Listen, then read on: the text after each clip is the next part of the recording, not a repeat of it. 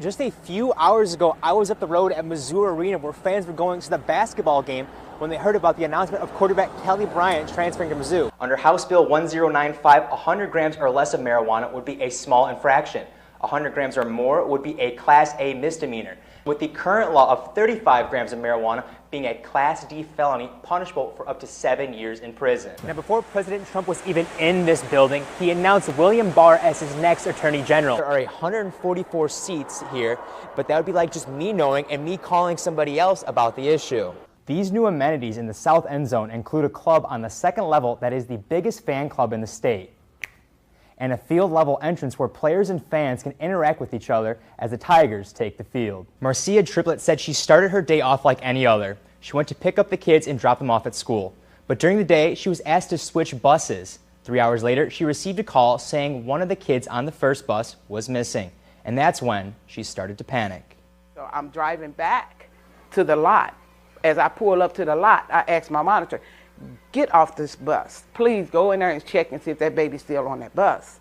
When he got there, and sure she was. She was sitting in the corner. I pulled up to the bus door, and I said, I got down to talk to my boss, and I said she was not on my bus that I just pulled in on. So I decided I'm going to talk to her mom.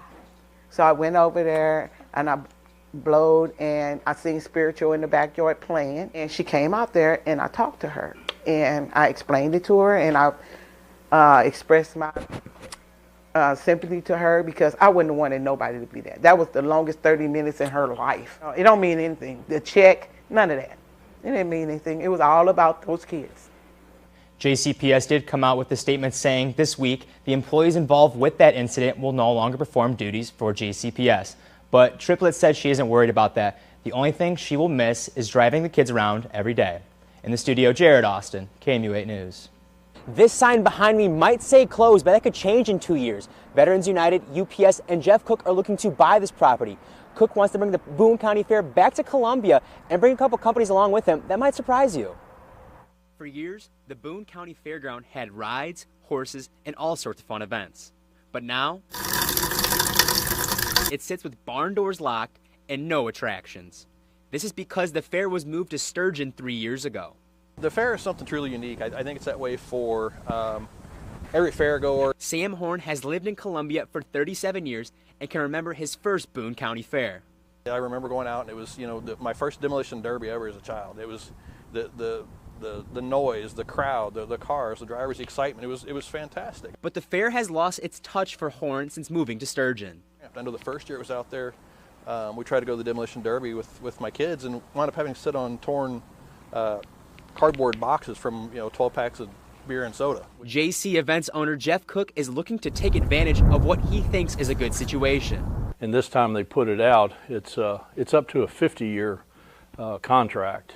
A contract he sees as a possibility to bring the fair back to Columbia. Central Missouri Event Center, you couldn't ask for a better location. Included in his plan are Veterans United and UPS as partners to better the community. Coming back to Columbia is all Horn wants from the fair. Seeing it out there at the Boone County Fairgrounds, it was the demolition derby and the grandstands. It was huge to me. Veterans United did say they look forward to the bidding process with Boone County on this location. Live in Columbia, I'm Jared Austin, KMU8 News. This document behind me is a piece written in Latin from 1904, a document that has been there since the hospital first opened. Here's how a Latin class at Helias High School is becoming involved with the story 115 years in the making. Et a solemni declaratione doctrinae immaculatae conceptionis. Mark Rayhagen has been teaching Latin in Jefferson City for several years. Pio X. And today, he has been asked to do something he has never done. We're listening here all of the church leaders of the day. He and his class are helping Jefferson City translate the document. It's also telling us who was the state officials of the day. Alexander Dockery was the governor of Missouri at the time and signed the bottom of it.